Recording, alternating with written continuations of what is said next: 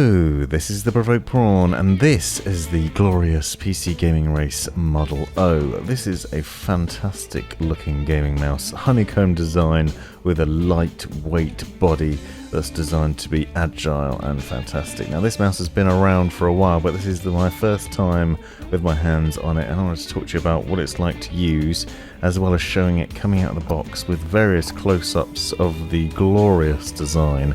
Very apt for the name, and it includes a number of very nice features to it. And this is the matte white version. There's also a glossy variant, and obviously the white looks really nice, as does the honeycomb design, although I do question what this would look like after a year of use, or even some abuse with some Cheetos, which makes me want to crush up some crisps, maybe try and spill some drink in it. I think I might do that as a separate video and see how it handles proper abuse from a gamer. But I wanted to talk to you about the various facets to it, including one problem that I've not seen anybody else talk about, which I'll show you at the end of the video, so be sure to stick with me to near the end to find out more. And I'll also be showing off the software as well as the various features of it. Now this is a gaming mouse with a number of highlights. As I said, it obviously has that weight going for it, but it's also designed to be very nimble and agile. It has up to 12,000 max DPI, 1000 Hz polling rate, a 0.7mm liftoff distance, and you can also customize liftoff distance within the software. 6 programmable buttons, on-RON switches rated for up to 20 million clicks, a PixArt sensor, and PTFE super slippery feet. Inside the box you also get this really nice looking glorious PC Gaming Race hologram and sticker, as well as a load of other gumph about it. Now before we get started, I also wanted to say that this mouse actually will work without software, so you don't necessarily need to install software. It has a number of settings on it that you can customize on the fly, which is also pretty cool, and you can switch between them. And there are various button presses that I talked about within the quick start guide that you'll see me unfold in a second. That quick start guide basically tells you to do various things that allow you to change between the lighting effects, and the lighting effects I'll show you at the end as well. So this guide basically talks you through pressing several buttons. So for example, if you press the middle button, as in the middle mouse button, the forward button, as in the forward thumb button, and the DPI button, which is that one behind the mouse wheel, together you can switch between the various 9 different lighting effects that are on board. Glorious mode, seamless breathing, breathing, single color, breathing, tail, rave is insane by the way, wave, and off. And there are other things as well that you can do. You can adjust the brightness with other clicks, the speed of the lighting, and other things, and you can do that just on the mouse itself. That DPI button also switches between the 3 default DPI levels: 400, 800, 1600 and 3200, and as I said, you can customize it within the software in increments to go all the way up to 12,000, so you can customize that.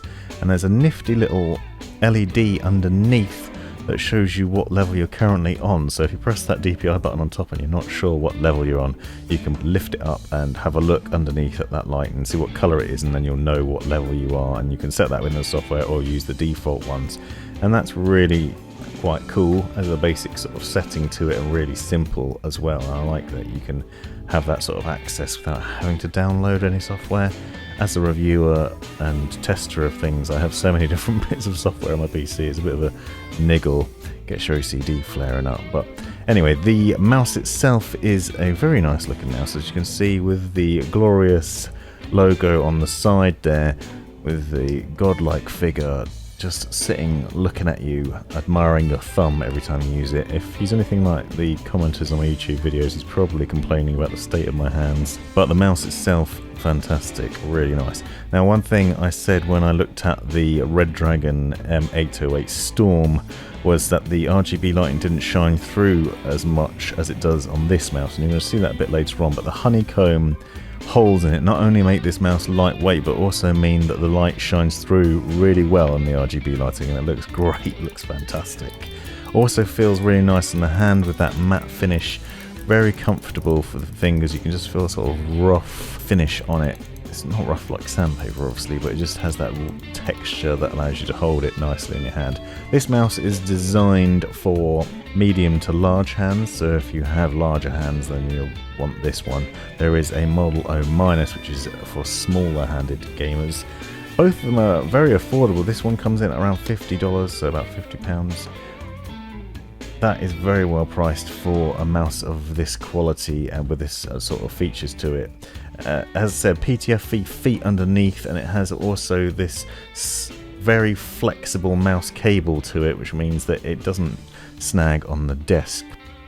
There are some complaints from other reviewers about the mouse wheel and the way that responds to movement. You do certainly feel the clicks and response from it. I haven't had any complaints with it, but one thing that I will say is there is a niggle with the sound that comes out of it, and stick with me until later on in this video because you'll see what I mean. It can make a fair bit of noise and not even just under standard use. I might do a separate video just to show off these sounds of the mouse and the clicks and the problem, just so you can get an idea of what that's like, so I'll link to that in the description. But as you can see, otherwise glorious. Textured mouse wheel with those lumps on it, and as you'll probably note from the background audio, you can also hear the clicks on it. There's a little bit of play in the left and right mouse click buttons, but they are very comfortable. There's no textures on the thumbs buttons, but they are easily to access and easy to feel as well. No thumb rests or anything like that. This isn't over the top in terms of design features, but it looks magnificent. It's one of the best looking mice I've seen. I wasn't too sure about honeycomb design, I'll be honest. I feel like I could probably get this quite dirty over time. However, it is a very nice looking mouse when it first comes out of the box. Whether it will hold up to dust and dirt and everything else over months would be interesting to see for sure. But the RGB light bleed through that honeycomb is fantastic, and obviously being lightweight makes it more agile and responsive when you're gaming too. And a lot of pro gamers and people that think they know what you're talking about will tell you that a lightweight mouse is more effective and more accurate and is what you should have. Anything heavy is just stupid and dumb, but that's really a personal preference thing, I think. It really depends, because also pro gamers will tell you to run it on the lowest DPI you can. So if you are going to run really low DPI, obviously having a lightweight mouse that you can move really quickly across the desk is certainly beneficial. And you'll see that competitive esports gaming mouse branding underneath, suggesting that this is for the pros. So if you want to feel like you're a pro and get good, then this might be the mouse for you. You can get good without any problems or cheats by just having a lightweight mouse that looks the part. Obviously having God on the side to help you out is probably going to be beneficial. Is that blasphemy? Maybe. I apologise. Sorry God. I have had a lot of fun with this mouse so far, I'll be honest. It's been joyful to use for work purposes, not had any issues with it. Also found it very accurate and comfortable to use all day long as well, and for gaming too. I would like to see more buttons and perhaps a thumb rest, but that's just me personally. It is very reactive. Now here you can see the RGB lighting. I'm going to show off the different schemes a bit later on, but this is the default setting with it, and you can already see from the strips on either side that light bleeding through, and also coming through that honeycomb design and on the mouse wheel. You can't customize those zones individually, unfortunately, so there's no like programming a different color for the mouse wheel versus the strips or even individual parts of the strip, but the overall look and feel of it, and considering the amount of money you're paying, you're getting a very good result. Now one thing I wanted to show is that this mouse claims to have a weight of 67 grams. However, when I put it on my digital scales, it showed up as 72 grams, which I was quite surprised by. And I think the reason for this is that they are not including the cable in it. In fact, if you look at the website, you'll see a little asterisk saying that the cable is not included, which seems a bit nuts because you can't detach it. It's not a wireless mouse after all. So if you put the cable in there too, it ends up coming in at 102 grams. Now, might be me missing the point, but that's almost double the 67 grams they're pitching it at. So if you're expecting to get a 67 gram mouse and that's the entirety of it, then that's not what you're getting. They are essentially saying that the mouse itself without any cable is 67 grams. Now don't get me wrong, it's still very lightweight and it's certainly lighter than the Red Dragon Storm, which you can see on the right here, which I also weighed in, and that weighed heavier than they claimed. But here you can see if you hold the mouse cable in the air, it ends up being roughly around that 67 grams that they are claiming, so that's definitely how they're doing it. Well, obviously the weight of the cable is still there as it's plugged into your PC. However, because it's a flexible cable and a very nice design, it doesn't drag on the desk, so it doesn't seem to hold you back, and it is certainly noticeable how light this mouse is compared to other mice that I've tried. Those buttons on the side jut out nicely, giving you easy access to those, and as I said, also you can program different buttons as well. It is possible to program macros within the software, for example, or even disable these side buttons if they're not something you want to use, or program them to do other things. And I'm going to talk to you about that a bit later on and show you what the software is like to use as well, so give you an idea a bit more about that. Now here is the niggle that I was talking about with the mouse. I'm going to be quiet for a minute just so you can hear it.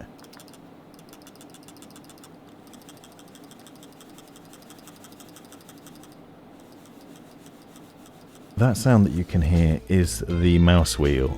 It rattles in the mouse. Not all the time, and I wonder if I've got a defective one because I've not heard anyone else complaining about this. But the mouse wheel sometimes, especially if you're moving fast, it just makes a rattling noise, and you can see if I hold on to it, it doesn't happen anymore. So that's a bit of an odd one and a minor frustration. On the underside quickly you can also see that DPI light and the changes in that. Now here's the software, which by the way opens in a very small window that won't maximize in Windows, which is incredibly frustrating. So if this doesn't look very good quality, that's why. Now within it you can adjust the DPI settings, as I said, and you'll see there's a color indicator on there: yellow, blue, red, green, pink and white, and that is the indicator for the LED underneath. So you know when you've set these varying levels that when you press that button and you see the indicator on the underside, you'll know what level you're at. You also see that I'm currently on the red one. And then if you go into the various lighting effects, you can see you can switch between those. Now as I said, obviously you can do this on the mouse itself with that combination of button presses, but it's certainly easier to do it in the software than it is to press those buttons, because you have to press 3 buttons and remember which ones to press to be able to do it. You can also adjust the speed and the brightness of the RGB lighting. Now I'm going to show you the various different effects in here as well, so you can get an idea of what that looks like. So if we start off with the default one, which is the glorious mode, and that is basically a variety of sort of rainbow colours to it. And then there's the seamless breathing. It's just RGB, just going between the different RGB modes. The next one after that is another breathing mode, and that basically breathes between the different colours, and you can just select colours in this software to change between those. You can then set a single colour and choose whatever you want there. There's also breathing with a single colour. Then there's this one called tail, which essentially has a light starting at the front. You can see it coming from the mouse wheel going along the back and along the inside, or what looks like the inside based on that light strip. Really nice looking effect actually, I really like that one. The next one is rave, which is probably not good if you've got epilepsy, but it looks like the police have just turned up inside your mouse. Very funky, and that isn't even the fastest speed, that is on speed 2.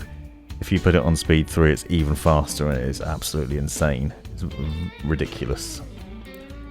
And then there's a wave mode, which again is a very nice looking one. Actually, probably one of the nicer ones.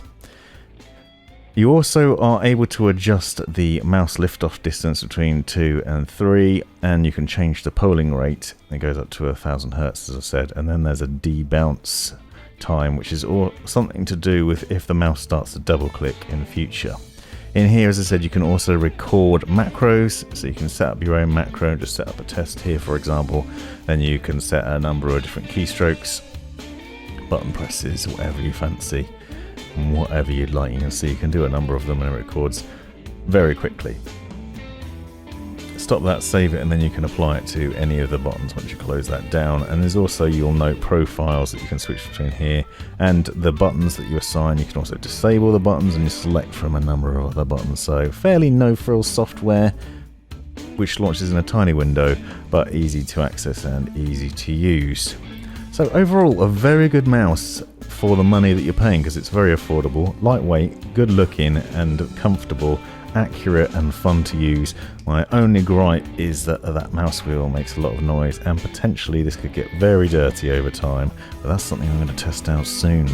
Hope you enjoyed this video. Let me know in the comments if you have any questions. Thanks for watching. This has been the Provoked Prawn. I hope you found this video useful, interesting or hilarious. Be sure to check out the description for other information you might find useful, as well as links to other videos and all the things you need to know. Let me know in the comments if you have any questions. Check out these other videos. Be sure to subscribe and come back for more in future. Have a great life.